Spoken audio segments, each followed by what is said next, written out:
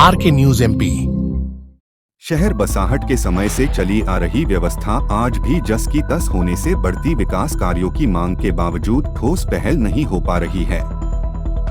इससे अवरुद्ध हो रहे शहर के विकास को देखते हुए ज्वलंत मुद्दों के निराकरण के लिए खरगोन विकास उत्प्रेरक समिति का गठन किया गया है।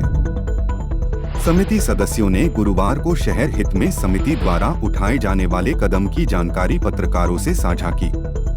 समिति अध्यक्ष डॉ भागीरथ कुमरावत, सचिव डॉ शंभू सिंह मनहर, संरक्षक प्रकाश रत्न पारखी ने बताया कि समिति में दलीय मोह से ऊपर उठकर शहर के बुद्धिजीवी लोग सदस्य हैं।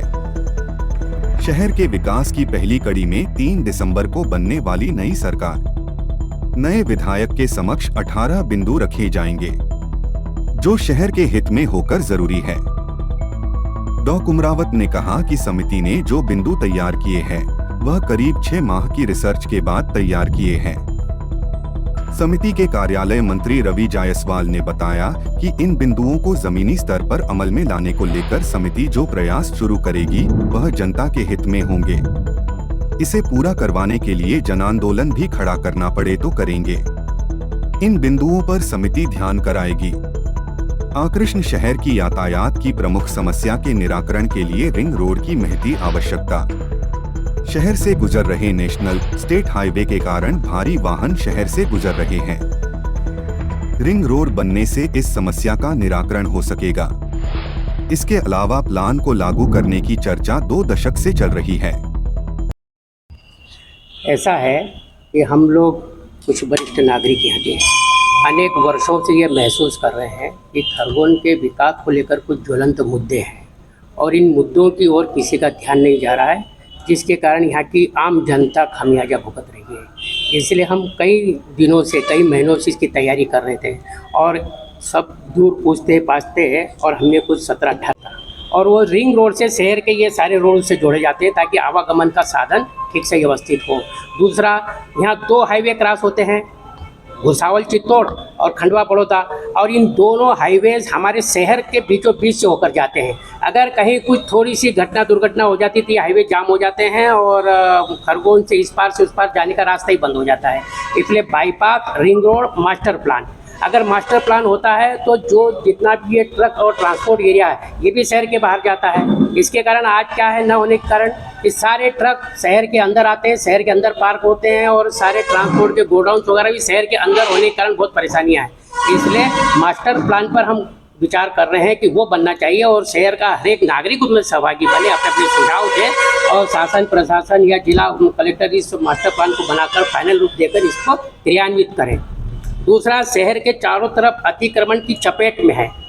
मैं समझता हूँ कि खरगोन में केवल एक ही ये चौराहा है, गायत्री मंदिर जहाँ हम बैठे हैं, यहाँ एक लाल बत्ती है, बाकी किसी चौराहे पर लाल बत्ती लगाने का प्रयास भी किया, चल ही नहीं, क्योंकि वहाँ अतिक्रमण है और अतिक्रमण होने के कारण उन चौराहों पर बड़ा जाम सा लगा रहता है। इसलिए 5-7 चौराहे बड़ी मुश्किल से, उन 5-7 चौराहों को अगर अतिक्रमण हटा दिया जाए, लाल बत्ती लगा दी जाए, थोड़ा ट्रैफिक सेंस लोगों में जागरूक किया जाए तो शहर थोड़ा ठीक बनता है। इसी प्रकार प्रमुख मार्ग, हमारे पास 4-5 प्रमुख मार्ग हैं, विशेषकर ये सनावद रोड, खंडवा रोड और प्रतिष्ठान रोड। इन तीनों मार्गों पर अतिक्रमण है, तीनों मार्गों पर अतिक्रमण, ये अतिक्रमण हटना चाहिए और ये रोड नाके तक, खरगोन से लेकर नाके तक 4 लेन बनना चाहिए और 4 लेन के साथ साथ इसमें एक सर्विस लेन बनना चाहिए। अगर सर्विस लेन नहीं बनती है तो 4 लेन का कोई मतलब नहीं।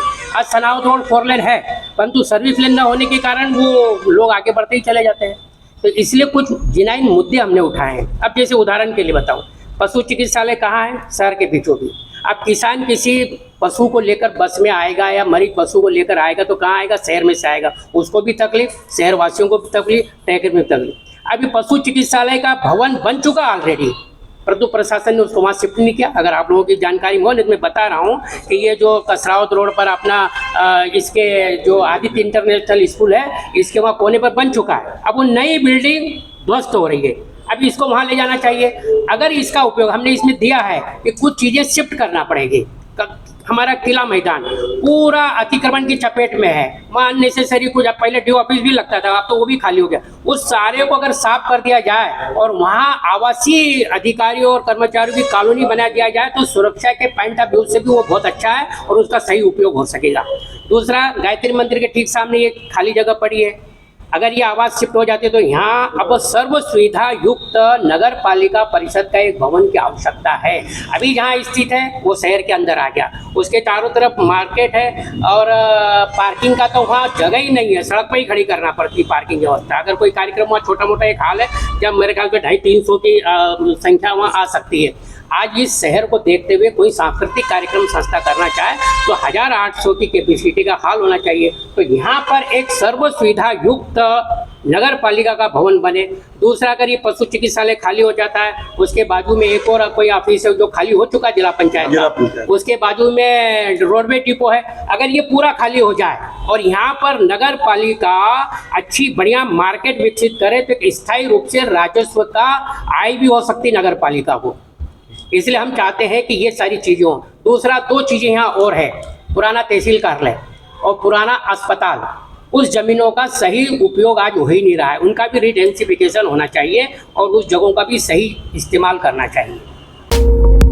RK News MP